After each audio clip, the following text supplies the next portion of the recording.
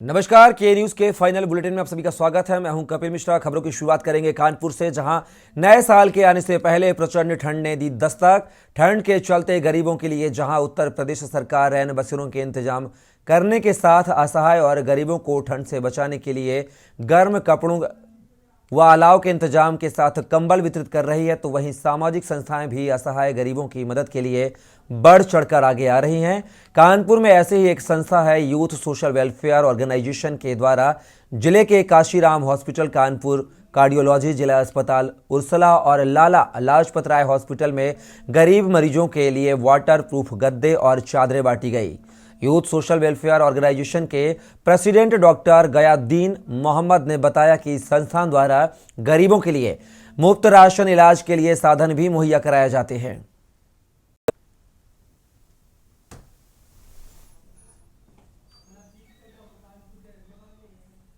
तो आपको बता दें, बढ़ते हुए ठंड के प्रकोप को देखते हुए यहां पर अस्पतालों में वाटरप्रूफ गद्दे, चादरें और अलाव का जो सामान है वह डॉक्टर गयाउद्दीन मोहम्मद ने यहां पर वितरित किए हैं, ताकि लोग ठंड से बच सकें।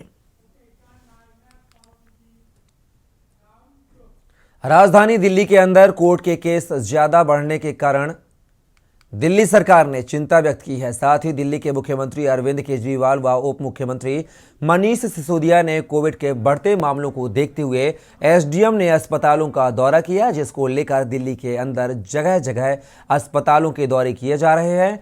ऐसे में आज राजधानी दिल्ली के मंगोलपुरी में बने संजय गांधी अस्पताल के अंदर एसडीएम और एडीएम पहुंचे, अस्पताल का निरीक्षण किया, साथ ही मेडिकल सुपरिटेंडेंट से भी बात की। इमरजेंसी वार्ड समेत हॉस्पिटल का दौरा करने के साथ ही तकरीबन 300 बेड होने की जानकारी देने के साथ भरपूर ऑक्सीजन होने की भी जानकारी दी गई।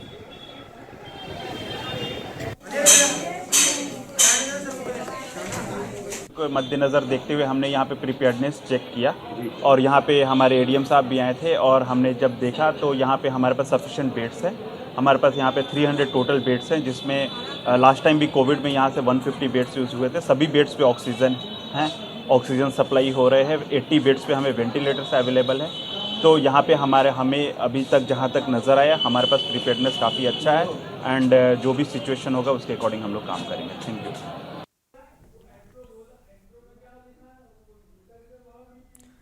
खबर दिल्ली से है, जहां बीती 21 तारीख की रात को मानवता को शर्मसार करने वाला एक मामला सामने आया था, जिसमें एक व्यक्ति ने 4 साल की मासूम को किडनैप कर हैवानियत की सारी हदें पार करने के बाद झील किनारे फेंक कर फरार हो गया था। जैसे ही इस बात की सूचना दिल्ली पुलिस को मिली, दिल्ली पुलिस ने लगातार कैमरों की मदद से मुखबिरों के माध्यम से आरोपी को ढूंढना चालू कर दिया। 6 से 7 दिन की कड़ी मशक्कत के बाद पुलिस ने आरोपी अनिल पाठक को आउटर नॉर्थ जंक्शन से गिरफ्तार कर लिया है। स्थानीय लोगों ने दिल्ली पुलिस पर सवालिया निशान खड़े किए हैं और सरकार से मांग की है कि आरोपी को सिर्फ फांसी की सजा मिले।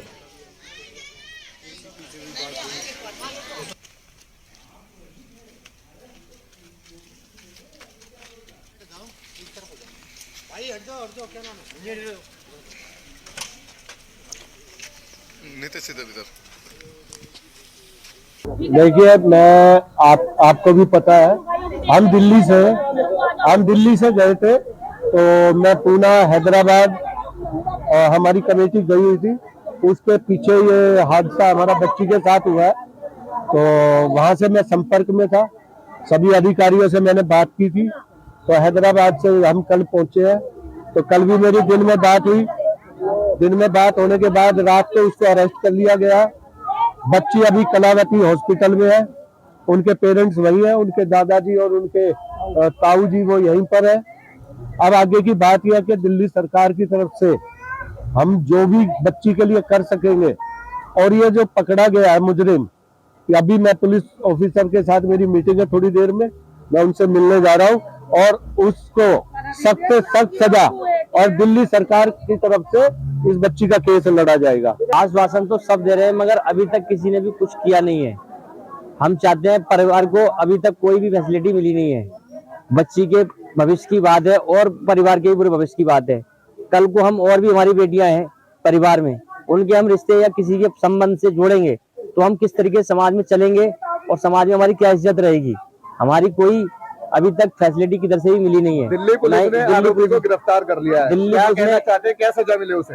आरोपी को गिरफ्तार कर लिया है। हम थाने गए थे, जब हमारे को न्यूज मिली तो हमें पुलिस ने ये बताया कि अभी आरोपी को गिरफ्तार नहीं किया, ये आपके पास अफवाह है। सुबह फिर गिरफ्तार हम कर लिया। हाँ, फिर हम दोबारा पता करा तो इधर उधर बताया कि हमारे को जो पुलिस वाले हमारे यहाँ के हैं इलाके के, उन्होंने बताया कि जी बीट वालों ने, गजराज जी ने, कि पुलिस वाले को हिरासत में ले लिया है। फुटेज हमारे पास यहाँ 1 किलोमीटर दूरी की आ रही है कि ये यहाँ पर है मुजरिम, मगर हमारे को पुलिस वालों ने, गजराज जी ने ये बताया कि वो अभी यूपी के अंदर है। दिल्ली के रोहिणी सेक्टर 11 में चोरों का आतंक जारी है। सर्दी और कोहरे का फायदा उठाकर चोर दे रहे हैं आपराधिक वारदातों को अंजाम। चोरों को पुलिस और सीसीटीवी कैमरों का कोई खौफ नहीं है। मामला रोहिणी सेक्टर 11 पॉकेट B5 का है, जहां चोर ने चैन से बने एक रिक्शा को चोरी कर लिया और चोरी की वारदात सीसीटीवी कैमरे में रिकॉर्ड हो गई। घटना के बाद पीड़ित ने बताया कि उसका पूरा परिवार पालने का एकमात्र साधन यही ई रिक्शा था, जिससे पुलिस खोजने में नाकामयाब साबित हो रही है। ऐसे में पीड़ित परिवार के आगे आर्थिक संकट सामने आ गया है।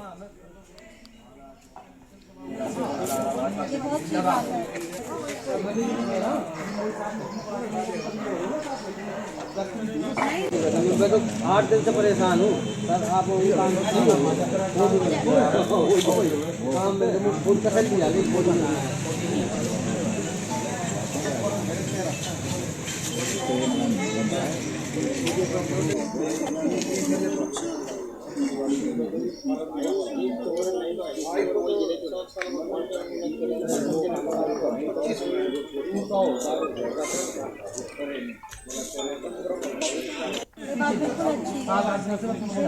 7-8 दिन हो गए। हाँ,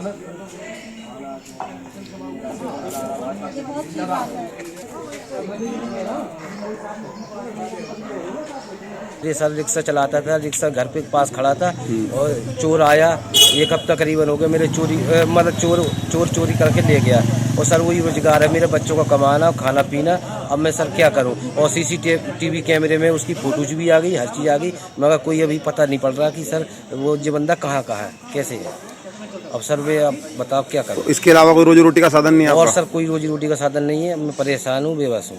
और कोई वो जानकारी नहीं है जो बंदा कहाँ का है, ना कोई मेरी सुनवाई कर रहा, ना कुछ वो मिल रहा। तो पुलिस कोई कार्रवाई नहीं कर रही? अब सब कुछ कार्रवाई नहीं है हो रही है, ना कोई पूछताछ है। मैं सर परेशान हूँ, ठीक 8-10 दिन से परेशान हूँ सर। हरियाणा के उप मुख्यमंत्री दुष्यंत चौटाला ने कहा कि सड़कों के निर्माण में कम गुणवत्ता का कार्य करने वाले ठेकेदारों के खिलाफ कार्रवाई की जाएगी। उप मुख्यमंत्री दुष्यंत चौटाला ने बताया कि राज्य सरकार ने इसराना विधानसभा क्षेत्र की विभिन्न सड़कों की मरम्मत का कार्य प्राथमिकता के आधार पर किया जा रहा है। उन्होंने विधानसभा के शीतकालीन सत्र के दौरान सदन के एक सदस्य द्वारा पूछे गए प्रश्न का जवाब देते हुए बताया कि इसराना विधानसभा क्षेत्र के गांव गवालड़ा से नारायणा तक सड़क की मरम्मत करीब 157.62 लाख रुपए का खर्च होने का अनुमान है और यह सड़क समालखा के विधायक की प्राथमिकता सूची में दी गई है। इसी प्रकार गांव गवालड़ा से नामुंडा तक सड़क की मरम्मत पर 70.79 लाख रुपए खर्च किए जाएंगे। यह सड़क भी इसराना के विधायक की प्राथमिकता सूची में शामिल की गई है। जैसे केंद्र से पैसा आएगा तो उसके अंदर टेकअप कर लेंगे।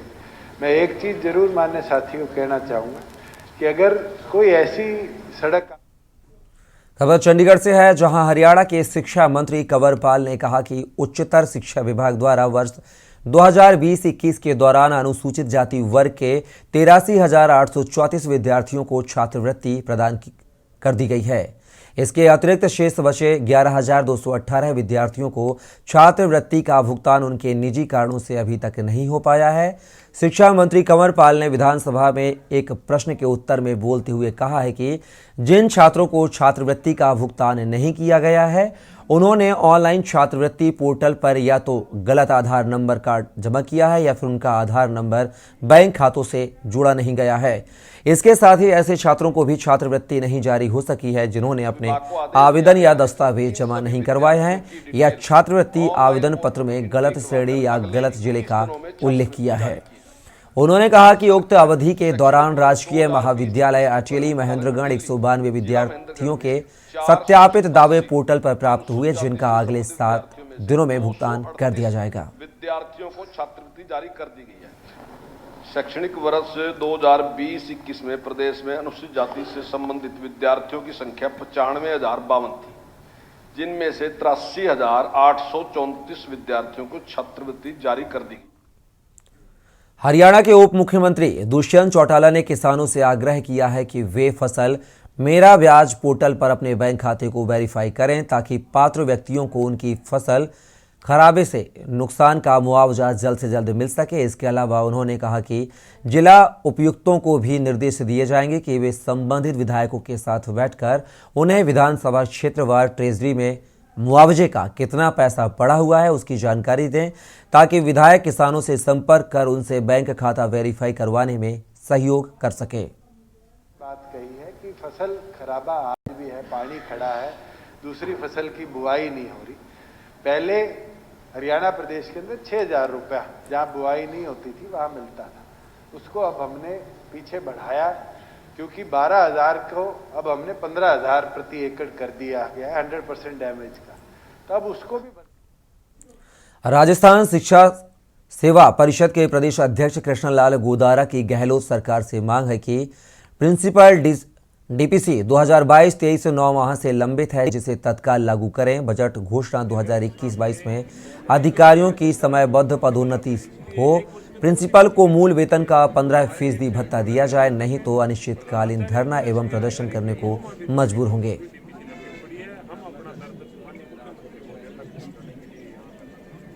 आप अभी कहाँ से लोकेट सभी जिलों से हमारे जिलाध्यक्ष, जिला मंत्री व अन्य सदस्य पधारे हैं और ये एक अनिश्चितकालीन धरने पे हम यहाँ बैठे हैं कि जब तक हमारी डीपीसी की दिनांक निर्धारित नहीं हो जाती, हम निरंतर यहाँ शीतकालीन अवकाश में जब बच्चों की छुट्टियाँ हो तो हम अपनी बात यहाँ पहुँचाएंगे। ये जो बताना चाह रहे डीपीसी अभी तक 2 माह बीतने के बावजूद भी लंबित है, जबकि माननीय गहलोत साहब ने सभी कर्मचारियों को समय पर पदोन्नति का लाभ दिया। इसलिए 1 वर्ष में 2 डीपीसी की अनुमति दी है, परंतु हमारे शिक्षा विभाग में अभी तक है प्रधानाचार्य और जिला शिक्षा अधिकारी के 2 माह बीतने के बावजूद भी डीपीसी लंबित पड़ी है। हम अपना दर्द माननीय मुख्यमंत्री महोदय तक पहुँचाने के लिए आप अभी कहाँ से लोकेट सभी जिलों से हमारे।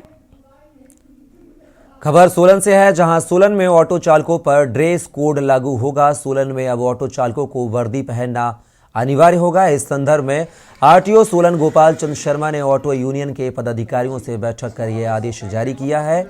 उन्होंने कहा है कि ऑटो चालकों को 1 माह का समय दिया गया है। 1 माह बाद इन्हें गुड़े नीले रंग की वर्दी पहनना अनिवार्य होगा, साथ ही बैच भी लगाना होगा। उन्होंने कहा कि ऑटो के सब लेटरिंग लेकर भी विभाग सख्त कार्यवाही करेगा। साथ ही ऑटो चालकों द्वारा सवारियों से मनमाने किराए पर भी नकेल कसी जाएगी। बात करते हुए आरटीओ सोलन गोपाल चंद शर्मा ने बताया कि ऑटो चालकों को फरवरी माह से वर्दी पहनना अनिवार्य होगा। उन्होंने कहा कि गुड़े नीले रंग की वर्दी इन्हें पहनने के आदेश जारी किए गए हैं।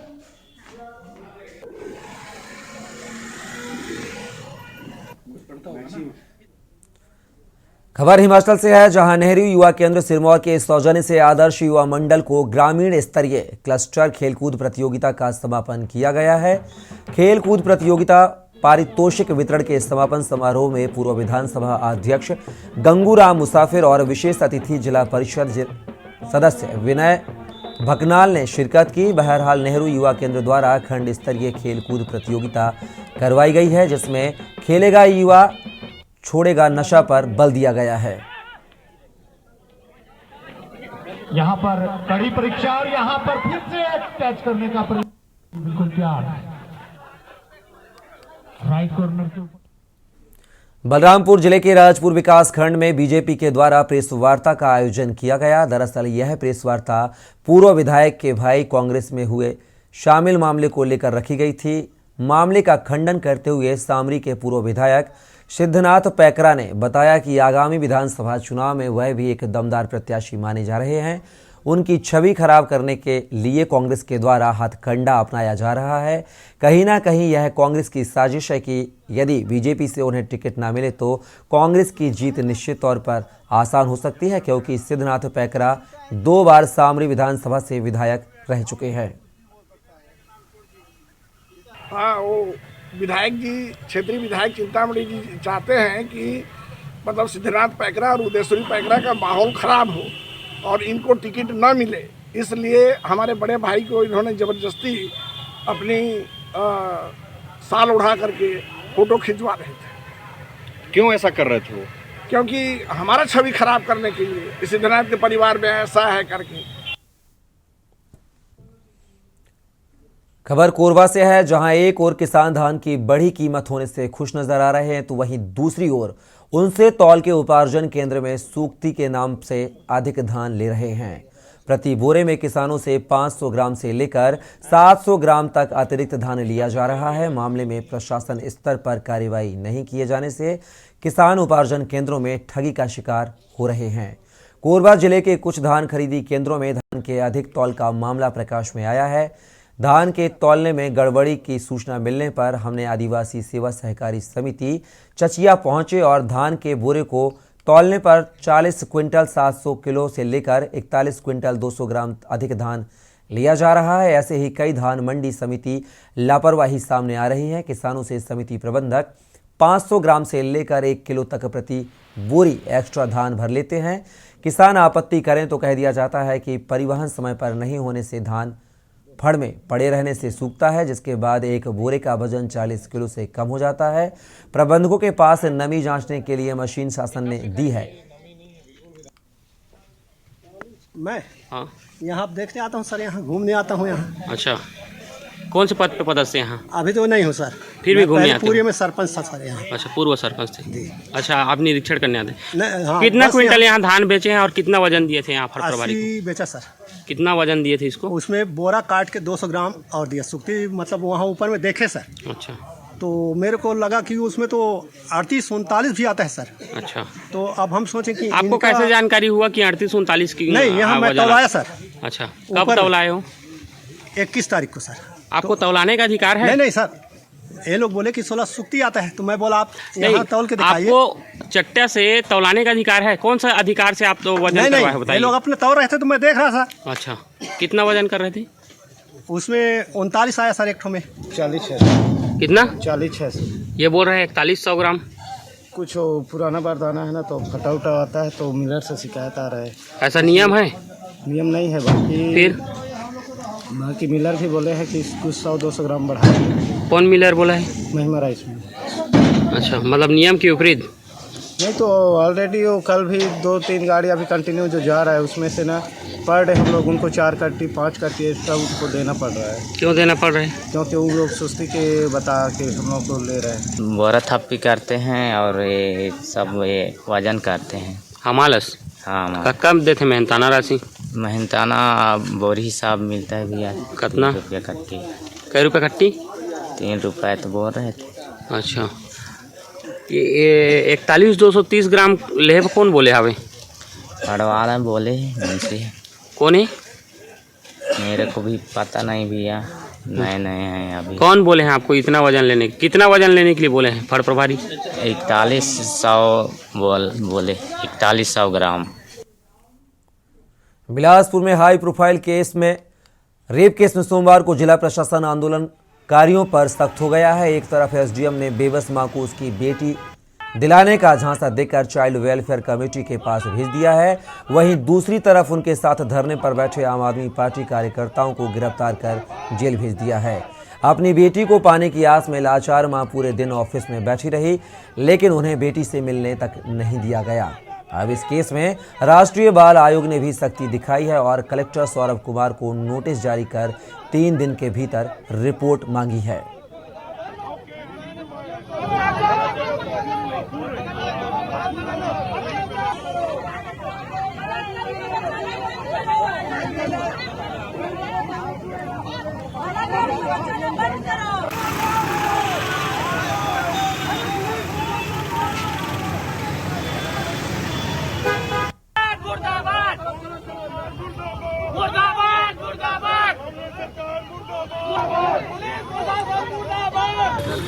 आज तीसरा दिन हो चुका है, 2 रातें बीत चुकी हैं, लेकिन अभी तक कुछ मिला नहीं है हाथ में। अभी तक आरोपी जो अभियुक्त है उसको गिरफ्तार नहीं किया गया। 67 दिन के ऊपर हो चुका है। 164 होने में डिले हुआ, इन्वेस्टिगेशन फेयर नहीं हो रहा है, आरोपी गिरफ्तार नहीं हो रहा है, बच्ची को माँ को सौंपा नहीं जा रहा है। 3 दिन से एक आश्वासन आश्वासन आश्वासन यही हो रहा है और खुद राजनीति कर रहे हैं और हमको कह रहे हम राजनीति कर रहे हैं। तो कहना चाहूँगी अटल श्रीवास्तव जी से और यहाँ पे भूपेश बघेल जी से कि अगर इसको राजनीति कहते हैं तो हम कर रहे हैं राजनीति, पीड़ित को मदद दिलाने की राजनीति। लंबे समय से क्या कुछ इनकी मांगे थे और अभी किस तरह से कार्रवाई इन पर की गई है? अभी 2 दिन से एक महिला अपनी बेटी को CWC से मांग करते हुए बैठी थी और महिला जो है कल रात को अपने परिवार के साथ चली गई और उसके समर्थन में आप पार्टी के कुछ लोग बैठे हुए थे अनावश्यक रूप से, तो प्रशासन ने इसको हटाने का आदेश दिया था, इसके तहत इनको हटाया गया है। किस तरह की कार्रवाई की गई है? अभी इनको अभी यहाँ से हटाया गया है, अभी अग्रिम कार्रवाई इनके ऊपर की जाएगी। गिरफ्तारी कर रहे हैं? अभी देखिए क्या जैसा प्रशासन की तरफ से निर्देश आएगा वैसी कार्रवाई इस पर की जाएगी।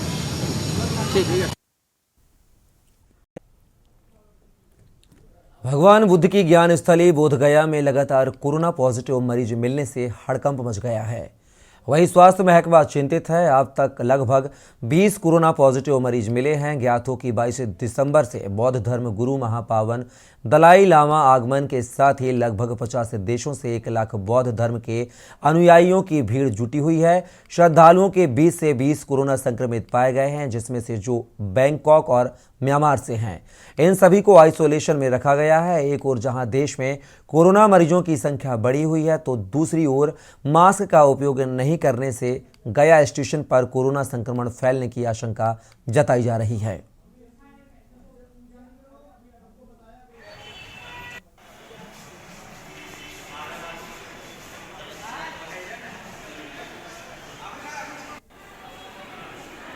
अभी तो कहीं निकले नहीं सर, निकले नहीं कहीं अभी। समझ दिलाना है दोस्तों, आगे माइक है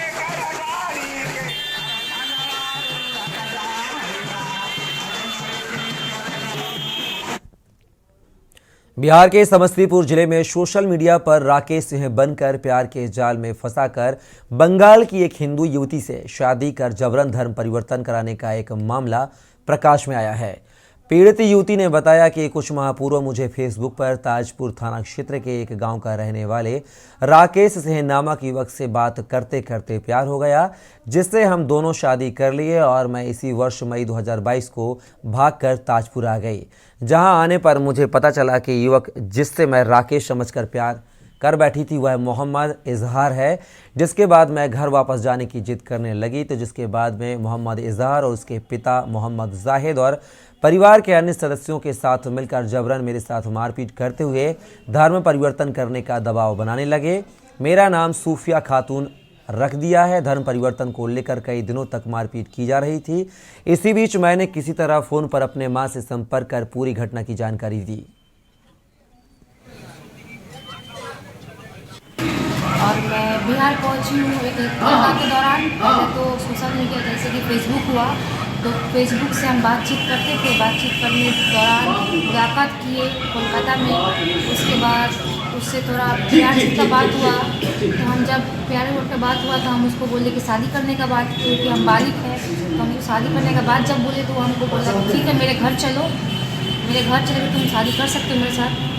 तो हम अपने मम्मी को बिना बोले यहाँ पे चले आए थे, बिहार में ताजपुर में समस्तीपुर चले आए। उसके बाद चले आने के बाद जब हम यहाँ पे आए तो पता चला पहला बार कि वो मुस्लिम है, जो कि वो मेरा अपना नाम बताया था राकेश सिंह। तो पहला बार पता चला उसका वो मुस्लिम है, तो उसका नाम है MD इजहार। उसके बाद पता चला कि वो शादीशुदा पहले से ही है और 2 बच्चा है। उसके बाद पता चला तो हम तुरंत में बोले, जब आए जिस दिन आए उसी दिन बोले कि हमको तुरंत में अभी हमको घर भेज दीजिए तो हम खुद चले जाएंगे। फिलहाल खबरों में बस इतना ही। आप बने रहिए के न्यूज़ इंडिया के साथ।